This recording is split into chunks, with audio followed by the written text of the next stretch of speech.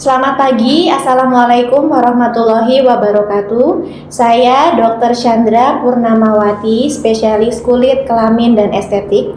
Hari ini akan mendemonstrasikan anamnesis dan pemeriksaan fisik pada kasus kelainan kulit Tinea cruris. Tinea cruris adalah infeksi jamur kulit pada area lipat paha. Selamat menyaksikan. Selamat pagi Bu, saya Dr. Sandra yang berjaga di pagi ini dengan Ibu siapa ya? Dia dong. Oh ya, Bu Dia. Bu Dia nama lengkapnya siapa? Dia Ayu. Oke, Dia Ayu. Usianya berapa ya? Sama alamatnya di mana? Umur saya 30 tahun dok. Alamatnya di Berkoh, Purwokerto. Kerjaannya apa ya? Saya dagang Yakult keliling dok, pakai sepeda. Oh, gitu. Sekarang keluhannya apa yang sampai menyebabkan Ibu datang ke dokter? Oh iya, ini dok, saya ada gatal dan kemerahan dok. Di area mana ya? Di area selangkangan. Oh, gitu. Sudah berapa lama ya sakitnya? Udah 2 bulan yang lalu dok. Sudah 2 bulan? Oke. Lokasinya cuma di selangkangan aja? Iya, di selangkangan dok. Awalnya selangkangan kiri aja dok, tapi terus lama-lama jadi meluas ke selangkangan yang kanan, sama kadang sampai ke sekitar kelamin gitu dok. Gatel sekali dok. Oh, baik. Gatalnya kayak apa ya? Gatel sekali dok, sampai mengganggu gitu dok. Soalnya kadang kalau belum luka tuh masih saya garu-garu gitu dok. Gitu ya. Iya. Oke, Bu Dia, kira-kira ada nggak kondisi yang membuat gatalnya tuh tambah parah begitu?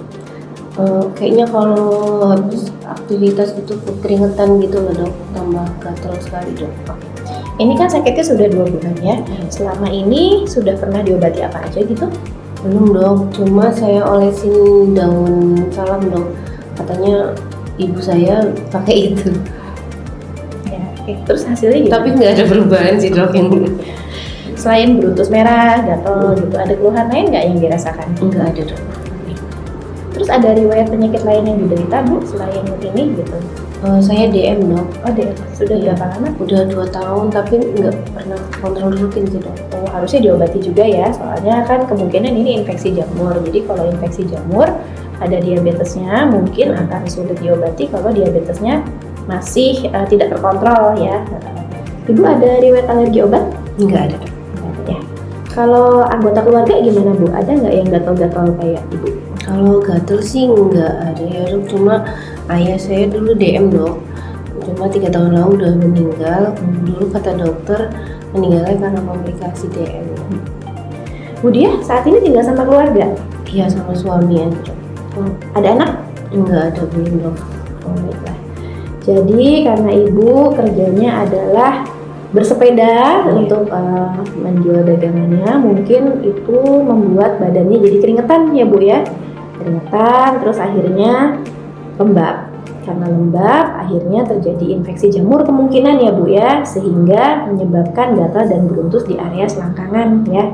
Itu belum saya lakukan pemeriksaan, tapi saya dugaannya seperti itu dari riwayat kita ngobrol seperti sekarang ini ya.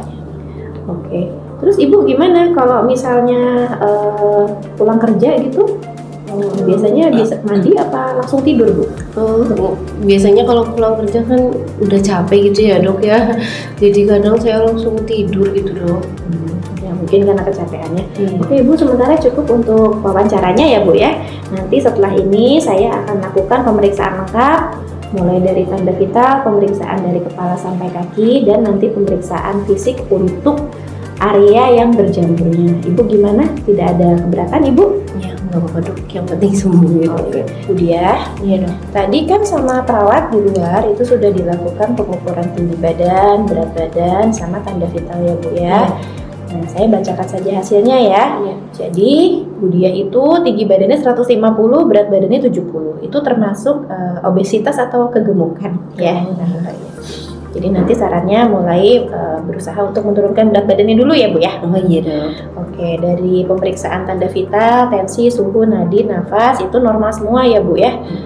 Jadi frekuensi nafas 20 kali per menit, nadinya 80 kali per menit, suhunya 36,5. Cuma tensinya mungkin ya Bu ya agak tinggi, ternyata 150 per 90 ya. Jadi nanti coba nanti sekalian juga dikontrol ke dokter penyakit dalam untuk tensinya sama gula darahnya ya. Iya dok. Sekarang saya akan melakukan pemeriksaan dari kepala sampai kaki ya Bu ya. Jadi Ibu nanti tiduran di bed, saya akan cuci tangan dulu dan memasang sarung tangan. Oke Bu ya? Iya. Oke, yuk. Sebelum kita melakukan pemeriksaan kepada pasien, kita harus melakukan cuci tangan sesuai standar WHO dan menggunakan sarung tangan. Setelah itu, kita akan melakukan pemeriksaan dari kepala hingga kaki.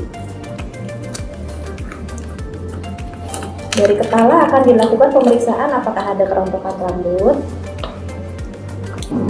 Kita mulai dari pemeriksaan kepala hingga kaki. Pertama kita melakukan pemeriksaan terhadap ukuran kepala, apakah ada kerontokan rambut atau tidak. Lalu pemeriksaan mata. Diperhatikan apakah lihat ke bawah Ibu, apakah ada sklera ikterik atau konjungtiva anemik. Setelah itu dilakukan pemeriksaan pada mulut. Buka mulutnya Bu, lidahnya dijulurkan ya. Lalu kita lihat apakah ada kelainan di dalam rongga mulut. Setelah itu kita lakukan pemeriksaan pada kelenjar getah bening leher. Di roda apakah ada pembesaran. Mulai dari bawah dagu lalu sampai ke leher ya. Setelah itu dilakukan pemeriksaan area dada. Dilakukan pengecekan dengan menggunakan stetoskop, didengarkan bunyi jantungnya apakah ada kelainan, lalu bunyi nafasnya. Dari pemeriksaan didapatkan bunyi jantung dan bunyi paru dalam keadaan normal. Setelah itu dilakukan pemeriksaan perkusi dada untuk menentukan batas jantung atau menentukan apakah ada kelainan di area paru-paru. Setelah itu dilakukan pemeriksaan area abdomen. Pemeriksaan area abdomen terdiri dari pemeriksaan inspeksi untuk melihat apakah ada perut yang membuncit atau ada penetrasi di area perut. Lalu dilakukan pemeriksaan palpasi yaitu meraba batas dari limpa dan meraba batas dari hepat dan menentukan apakah ada nyeri-tekan pada. Setelah itu dilakukan pemeriksaan perkusi perut ya, jadi diketuk untuk menentukan apakah terdapat cairan di dalam perut atau terdapat kembung pada area perut. Setelah itu dilakukan pemeriksaan bising khusus menggunakan stetoskop untuk dinilai apakah bising khususnya normal atau tidak. Setelah itu kita lakukan pemeriksaan kapiler ekstremitas, dilihat apakah ada pucat, apakah ada kemerahan area ekstremitas, lalu dilakukan kapilari refill. Ini kapilari refillnya normal, kurang dari 20. Tadi juga pemeriksaan perutnya normal, tidak ada perubahan. Ibu Dia, sekarang saya akan melakukan pemeriksaan pada kulit di area lipat pahanya ya Bu, tempat yang ada keluhannya ya. Ini saya lakukan pemeriksaan dengan menggunakan kaca pembesar supaya bisa melihat kelainan kulitnya dengan lebih jelas. Dan juga menggunakan lampu sorot ya Bu ya. Ini setelah saya perhatikan di area lipat pahanya, saya menemukan adanya plak eritem hiperpigmentasi berbatas tegas dengan central healing ya Bu, di area inguinal, mons pubis dan medial pangkal paha ya. Oke Bu Dia, tadi kan saya sudah melakukan pemeriksaan fisik ya Bu Dia. Saya sudah menemukan adanya kelainan kulit di area selangkangan. Tadi sudah saya lakukan kerokan kulit, lalu saya periksa dengan larutan KUH 10%. Setelah saya lakukan pemeriksaan mikroskopik dari sampel dari kulitnya Bu Dia, itu saya ketemu ada hifa panjang bersekat. Artinya apa?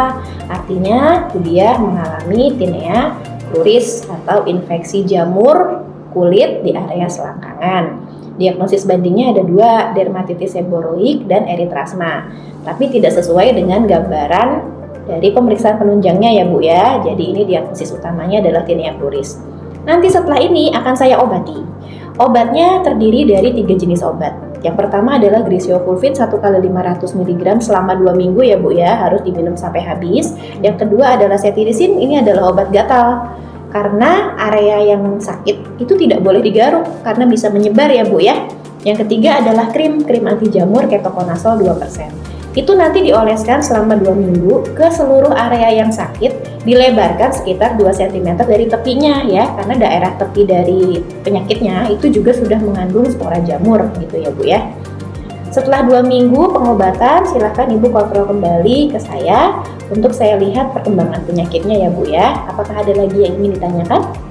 Saya bisa sembuh nggak ya dok? Terus bisa kambuh lagi nggak ya? Kalau sembuh, insya Allah sembuh. Jadi setelah 2 minggu pengobatan itu biasanya terjadi perbaikan dari penyakitnya. Tapi ada beberapa kasus itu butuh 4 minggu atau 1 bulan untuk bisa sembuh ya. Mengenai kekambuhan itu tergantung. Jadi kalau misalnya masih panas-panasan, keringetan, lupa mandi setelah pulang kerja, lalu berat badan juga masih di atas normal, sering menggunakan pakaian-pakaian ketat, itu bisa kambuh. Jadi nanti modifikasi Bu, modifikasi gaya hidup. Nomor 1 diabetesnya, tadi kan ada penyakit diabetes ya, diobatin. Nomor 2 berat badan mulai diturunkan. Nomor 3 jangan menggunakan pakaian ketat. Jadi gunakan pakaian longgar dan menyerap keringat ya Bu ya. Lalu jangan lupa mandi kalau misalnya pulang kerja karena itu keringatnya numpuk ya Bu ya, supaya tidak terjadi kekambuhan. Masih ada yang ingin ditanyakan? Enggak, ini udah cukup dok. Terima kasih ya Bu ya, selamat siang. Demikian contoh anamnesis dan pemeriksaan fisik pada kasus Tinea cruris atau infeksi jamur pada area kulit lipat paha. Semoga bermanfaat. Semangat belajar!